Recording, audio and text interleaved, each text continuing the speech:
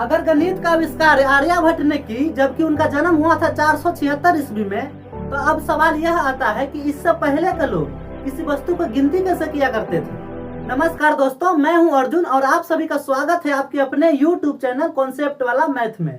तो बने रहिए वीडियो के अंत तक, क्योंकि आज के इस वीडियो में हम लोग गणित के बारे में बहुत कुछ सीखने वाले हैं। तो चलिए शुरू करते हैं हम आज का वीडियो।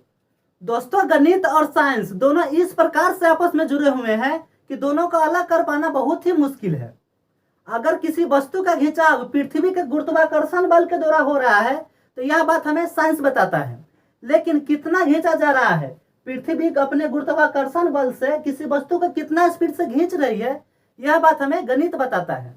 दोस्तों, गणित ऐसा नहीं है कि गणित का एक बड़ा सा बम आया और फटा और गणित सबको मालूम चल गया। गणित का विकास मानव सभ्यता के साथ साथ हुई है। जैसे जैसे मानव सभ्यता का विकास होता गया वैसे वैसे गणित का भी विकास होता गया। गणित के अंकों को अंकित करने का प्रारंभिक प्रमाण हमें बेबीलोन के सभ्यता से मिलती है, जहाँ पे अंकों को मिट्टी के पट्टी या भोजपत्रों जैसे पत्रों पर लिखा जाता था। गणित का शुरुआत हजारों साल पहले हो चुकी थी। इसका मुख्य उदाहरण है मिस्र का पिरामिड। इसका स्ट्रक्चर कुछ इस प्रकार से और इतनी सटीकता से बनाई गई है कि यह पाइथागोरस के प्रमेय के प्रयोग बिना हो ही नहीं सकता। अब चलते हैं गणित के अगले पड़ाव की ओर, जो है चीन देश में चीन का दीवार।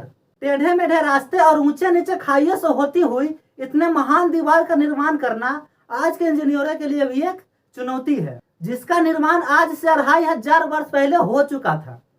चीन का दीवार बनाने में मानवीय श्रम के साथ साथ गणित का भी महत्वपूर्ण योगदान रहा है, क्योंकि दीवार को बनाने के लिए उतार चढ़ाव का एंगल, दूरी तथा उसमें लगने वाले रॉ मटेरियल का हिसाब किताब रखना जरूरी होता है। आमतौर पर इंसान के जीवन में गिनती गिनने का शुरुआत बचपन में उंगलियों पर गिनने से ही शुरू होता है, लेकिन चीनियों की गणना बांस के टुकड़ों के सहारे चलती थी। लेकिन चीनियों ने बेबीलोन, मिस्र तथा दुनिया के अन्य सभ्यताओं की तुलना में एक होशियारी की थी, और वो थी कोलंबना। जैसे वंस, टेंस, 100, 1000, लैक्स, इसको कोलंबना कहा जाता था। इस तरह से बड़ी बड़ी संख्याएं जोड़ी और घटाई जाने लगी, जिसे हम डेसिमल प्लस वैल्यू सिस्टम कहते हैं, जिसका उपयोग हम आज भी गणित में करते हैं। दोस्तों, मिस्र का पिरामिड और चीन का दीवार बनने के बावजूद भी गणित का सफर अभी भी अधूरा था, क्योंकि बड़ी बड़ी जटिल घटनाएं मुश्किल से ही सॉल्व हो पाती थी और इसके लिए चीनियों को चित्रों का सहारा लेना पड़ता था। दुनिया की सभ्यताएं, चाहे बेबीलोन हो या मिस्र हो या यूनान, दुनिया के सभी लोग अपने हाथ की लंबाई तथा अपने कदमों से ही नापजोख किया करते थे। जिस समय दुनिया के सभी लोग कोई मिट्टी, कोई पत्थर तथा कोई बांस से हिसाब लगाने की कोशिश में था, लेकिन उसी समय गणित के दुनिया में एक महानतम मोड़ आया अपने प्यारे देश भारत में, जिसने गणित के दुनिया और दुनिया के गणित को एकदम से हमेशा के लिए बदल करके रख दिया। 1 से 9 तक की संख्या के उपयोग तो मिस्र और बेबीलोन वाले भी करते थे, लेकिन भारत ने इसे लिखना आसान बना दिया।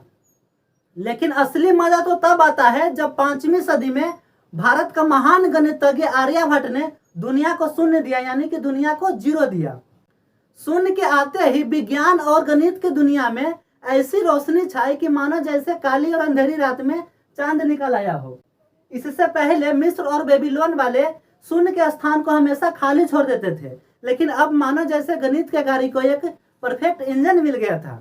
7वीं सदी के महान गणितज्ञ ब्रह्मगुप्त ने हमें यह बताया कि अगर हम 1 में 0 जोड़ेंगे तो हमें 1 प्राप्त होगा, अगर हम 1 में 0 माइनस करेंगे तो हमें 1 प्राप्त होगा, अगर हम 1 में 0 को गुना करेंगे तो हमें 0 प्राप्त होगा। लेकिन उन्होंने हमें यह नहीं बताया कि हम 1 में 0 से भाग करेंगे तो हमें क्या प्राप्त होगा। इस प्रश्न का उत्तर 12वीं सदी के गणितज्ञ भास्कर जी ने हमें यह बताया कि हम किसी भी संख्या में अगर 0 से भाग करेंगे तो हमें हमेशा अनंत प्राप्त होगा। दोस्तों, अब बात करते हैं गणित के सफर में इसके सबसे जटिल शाखाएं का नाम, जिसका नाम है ट्रिग्नोमेट्री। ट्रिग्नोमेट्री का नाम सुनते ही बहुत लोगों को पसीना आने लगता है। क्या यह sine, cos, tan, cot, sec, cosec, theta, beta, alpha, lambda, gamma, इसको सुनते ही लोग भागने लगते हैं। लेकिन दोस्तों, इसी के वजह से, इसी ट्रिग्नोमेट्री के वजह से हम चांद, मंगल जैसे ग्रहों पर पहुंच पाए हैं, जिसका जनक माना जाता है हिप्पोक्रेटस को। हमारे प्यारे देश भारत के महान गणितज्ञ माधव ने हमें यह बताया कि किसी भी संख्या को अनंत टुकड़ों में तोड़ा जा सकता है और उसे अनंत टुकड़ों में जोड़ा भी जा सकता है, यानी कि 0 और 1 के बीच अनंत संख्याएं होती है। गणित का एक और महत्वपूर्ण शाखा है अलजेब्रा, जो कि अरबों की देन है। दोस्तों, गणित के बारे में हम जितना ही बातें करें उतना ही कम है, क्योंकि गणित का खोज आज भी जारी है।